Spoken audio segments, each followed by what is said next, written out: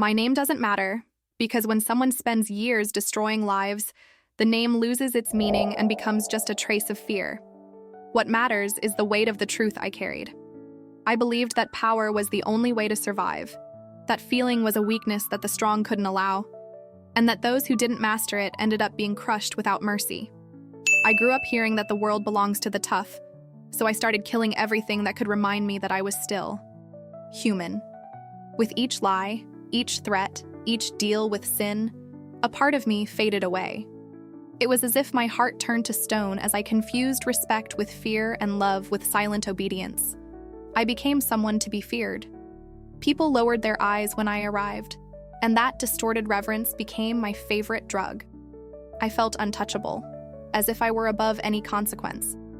I carried weapons like one carries jewels, treated people like disposable pieces on a chessboard I believed I controlled.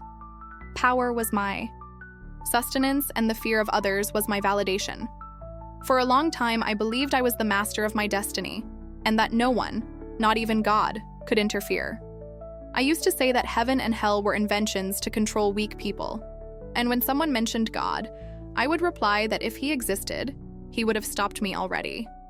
But when night fell and silence surrounded me, there was a giant emptiness that no amount of money could fill. Something whispered that I was losing myself, but I drowned this discomfort with more power, more sin, more control. The chain that bound me wasn't made of iron. It was spiritual. I believed that nothing could touch me, that I was invincible, that evil was under my control.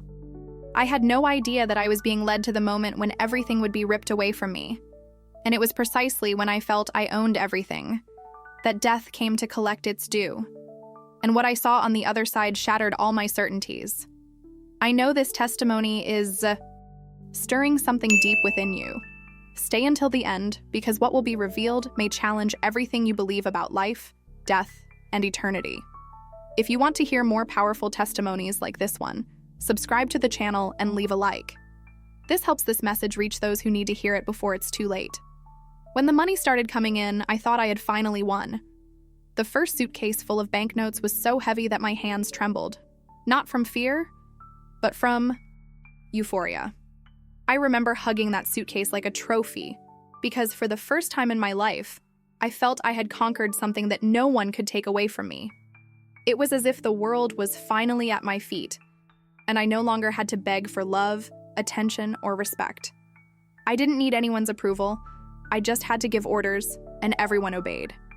It was intoxicating to realize that, with a single phone call, I could move people, silence voices, and make the impossible happen. Power creates such a convincing illusion that you begin to believe there is no one above you. I had cars I never drove, bags I never used, jewelry I kept in safes because, deep down, their shine meant nothing. I spent money on parties, drinks, and drugs just to numb the echo of my own conscience.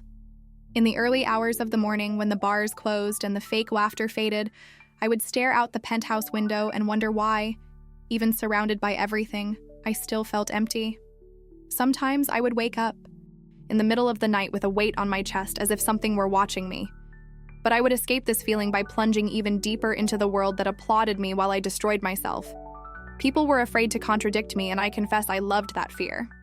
When I entered a room, the air changed. Voices fell silent. Silence spread like a wave that began in people's eyes and ended with trembling feet on the floor. I confused this fear with respect, thinking that being feared was proof of strength. Today, I know that being feared is, in fact, the most miserable way to be noticed. You don't inspire anyone. You only paralyze them. My nights were guided by the sensation of floating above everything. A drink, a line of cocaine, an order given coldly and directly. I had men who desired me, women who envied me, and enemies who feared me. And this mixture left me so numb that I didn't realize that with each victory of crime, I lost a piece of my soul. Nothing satisfied me, so I always sought more. More power, more money, more control. I lived in a constant state of alert, believing that all of this was life, when in reality it was just a prison without bars. I swore I was free. But true freedom doesn't smell of adrenaline. It smells of peace. And peace was something I didn't know. I thought I was on top, but I didn't realize that the top of crime is the first step into the abyss. At that time, I had no idea that the next choice I would make would not only accelerate my fall, but also open a door that should never have been opened, a spiritual door that doesn't close on its own. I always said I was in control, that nothing could affect me. But that day showed me how much evil seduces us while silently destroying everything inside us. It was supposed to be just another delivery. A young girl, maybe 17 or 18, met me near an abandoned building. She was trembling so much she could barely hold the money. Her eyes held a mixture of despair and hope, as if she believed that this dose would be the only relief from the pain she carried. I extended my hand, handed her the package, and turned my back without giving it a second thought, like someone exchanging a random object for worthless banknotes. To me, she was just another customer, a disposable piece that moved the money that kept my empire afloat. A few hours later, I received a hurried call saying there had been a problem. When I arrived at the scene, the girl was lying on the cold floor of a public restroom, her face pressed against the damp-stained mosaic tiles. A young woman beside her was crying uncontrollably, shaking her sister's body in a desperate hope of bringing her back. I watched the scene like someone watching a distant film, without emotion, as if what was before me was merely a natural consequence of the lifestyle I had chosen. The sister pleaded for help in a trembling voice, saying she was losing the most important person in her life. I looked into her eyes and, even though inside I felt something stirring, something that seemed to be my last particle of humanity, I forced that emotion to disappear with the same coldness as someone closing a door without looking back. I said I wasn't responsible for anyone's choice. I said everyone knew the risk they were taking. I blamed everything but myself. I turned my back and ignored the screams, the pleas, the pain exploding in that small room.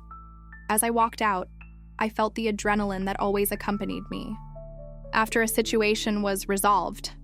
However, that night, when I closed my eyes to sleep, something happened. There wasn't enough alcohol to erase the memory of that face. There wasn't a drug that could silence the sound of that sister's crying. It was as if my conscience was knocking on the door I had sealed years before. I ignored it. I buried it. I pretended it wasn't my problem. What I didn't know is that every time we ignore the voice of conscience, another voice takes control. And that voice never comes from the light.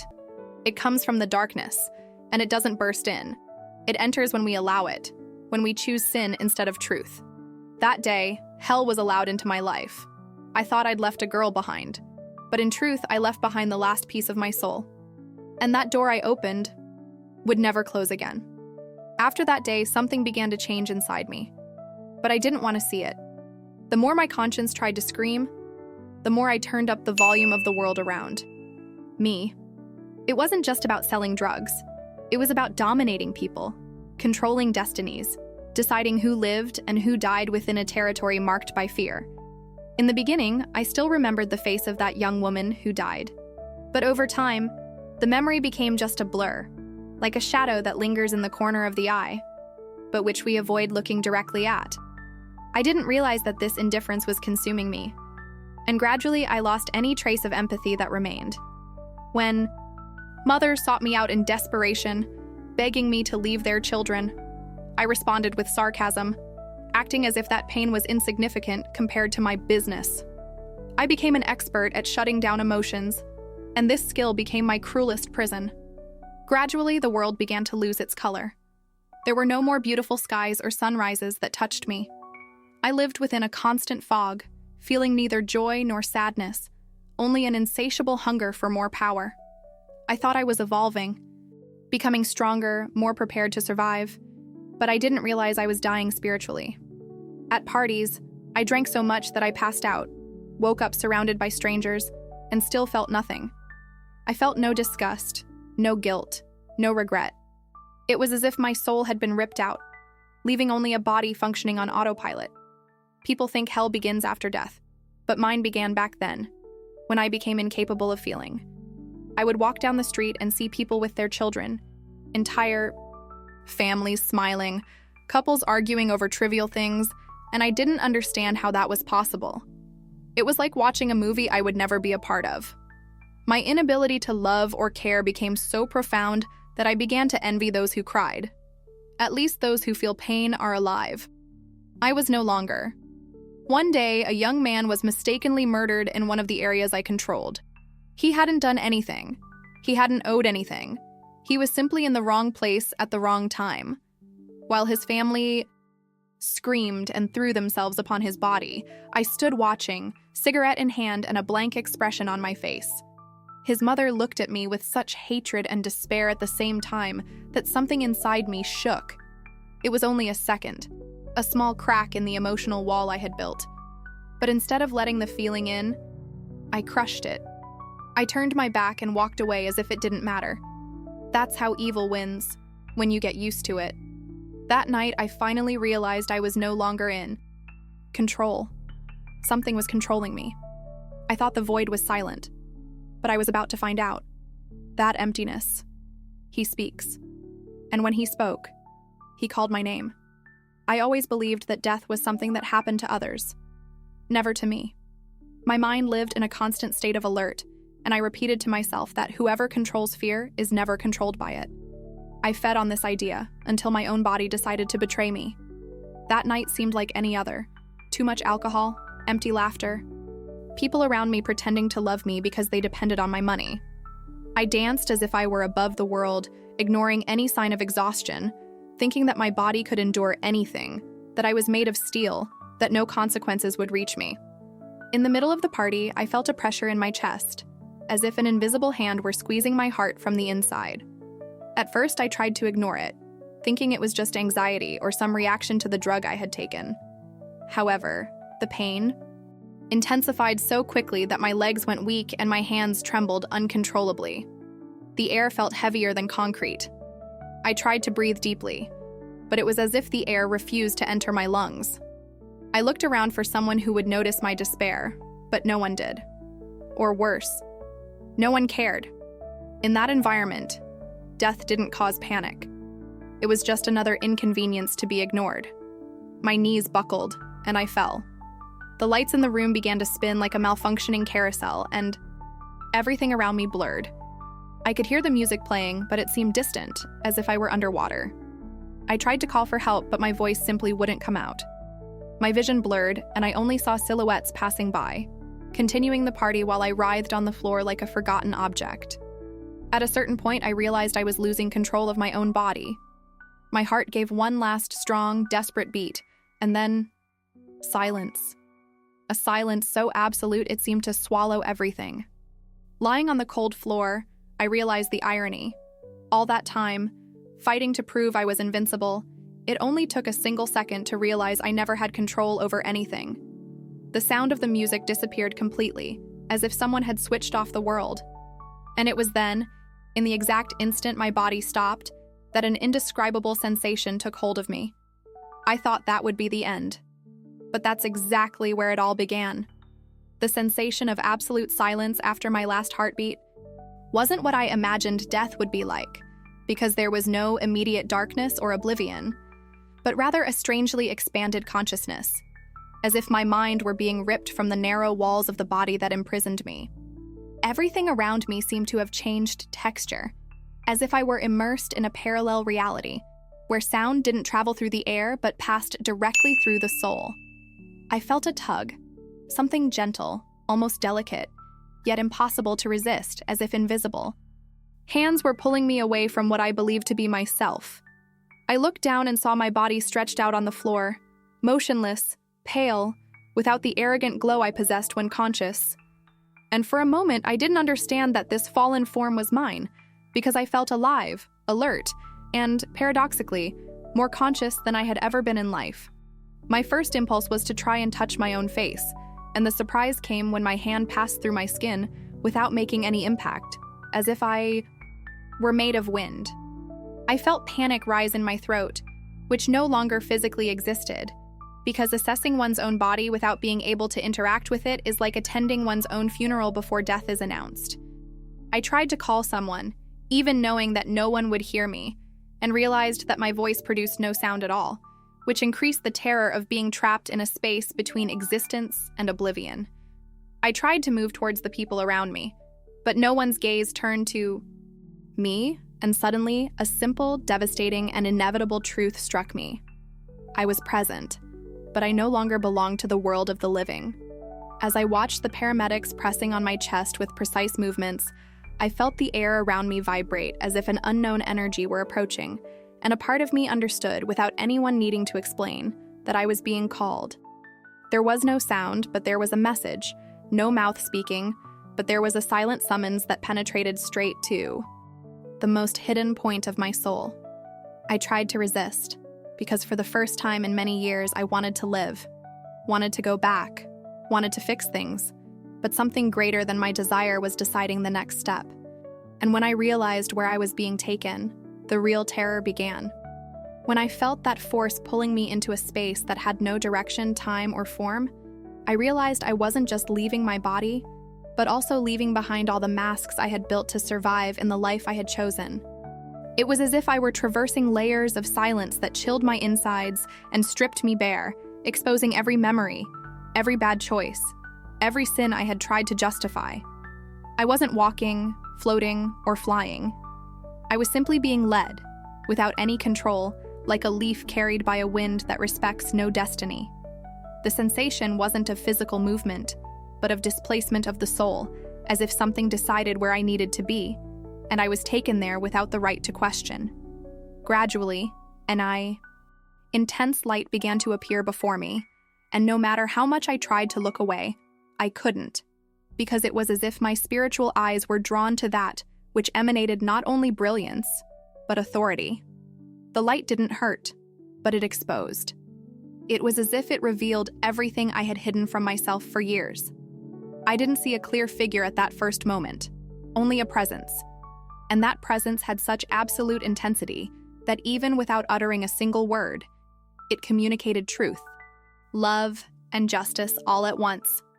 I knew I wasn't facing an ordinary man, and I also knew I wasn't facing an imaginary figure created by my mind. As the light drew closer, I could see the silhouette of someone walking towards me with firm yet gentle steps, as if each step carried eternity. There was no wait, no hurry, no effort. When I finally managed to distinguish his face, I felt my entire being tremble, because nothing could have prepared me for the power of those eyes. His eyes were not like ours. They weren't just eyes that saw the visible part of existence. They were eyes that pierced layers of the soul, entering places I never allowed anyone to access, and immediately discovering what I still tried to hide even from myself. I wanted to lower my head, but I couldn't, because before him there was no escape. The light emanated such absolute truth that I felt as if my past was being placed before me in the form of vivid images, showing every moment in which I chose evil, knowing it was evil. His presence didn't accuse me with words, but the truth emanating from that light made me condemn myself without him needing to say anything. When he first spoke, his voice didn't reach my ears, but went directly to my spirit. It was a firm, deep, and serene voice, without aggression, without anger, without explicit judgment, and yet it was impossible not to feel the impact of each word, for his voice carried an authority unlike anything I had ever known. He said that he had always seen me, even when I laughed at God, even when I said that no one controlled me, even when I sold suffering believing that it was power. He said that every time I destroyed someone to feel strong, his hand was outstretched to me, but I rejected it with contempt. And every time I chose to trample on people to maintain my empire, I was distancing myself from him by my own choice. I tried to justify it by saying that I was poor, abandoned, and humiliated, but he showed me moments from my childhood, in which I felt love from simple people, and revealed that I could have chosen a different path. But I refused all opportunities, believing that evil was more advantageous, and that God was an invention for the weak. At that moment, I realized that before him there is no argument, there is no lie, there is no manipulation. Before him, there is only truth. And when he reached out his hand, I knew that something even deeper was about to happen. When he reached out his hand, the light surrounding his presence opened up as if it were a living entity, and everything around me began to transform into scenes so intense that I not only saw, but felt each one with the weight of someone being thrown into their own story. It wasn't a symbolic vision, nor a spiritual metaphor, because I could perceive every detail in a painfully real way. Faces that were once just numbers in the drug trade, shadows I had never observed with humanity, appeared before me as complete people, with dreams, families, purposes, and stories interrupted by my choices. With each new face that appeared, I felt a pressure in my chest that took my breath away, as if every tear shed for someone was stored in eternity, waiting for the exact moment to confront me, without me being able to escape. Jesus didn't say a single word, yet his presence exposed everything I had always tried to hide from myself, as if his light had the power to turn my excuses to dust. I saw a mother begging her son not to accept what I was offering, and I realized I had never been innocent. I saw the young woman who died of an overdose, her sister embracing the lifeless body and crying so deeply that the world seemed incapable of containing that despair. There, I realized that sin was never just a personal choice, because every decision I made had consequences in the lives of others. The light then receded, revealing a void so absolute that it had no ground, form, color, or any trace of life. The absence was not of things, but of God, and the soul recognizes this absence with an indescribable pain. When I tried to approach Jesus again, I felt the darkness pulling me, as if by a magnet. He looked at me with pity, not condemnation, and said, "You didn't just take lives, you interrupted destinies." And when the darkness almost swallowed me whole, the light touched me again. When the light touched me again, something happened that I never would have imagined. It wasn't a push, it wasn't a force dragging me, it wasn't a voice shouting orders. It was a gentle touch, almost imperceptible, as if a thought had become tangible. I felt something enveloping me, as if invisible arms were supporting me. And in that instant, I understood that it wasn't just divine power, it was mercy being extended to someone who deserved nothing but condemnation. As I was pulled back towards the light, I felt as if a chain broke, as if the weight of my past was being ripped from me with such force that it made the darkness recede.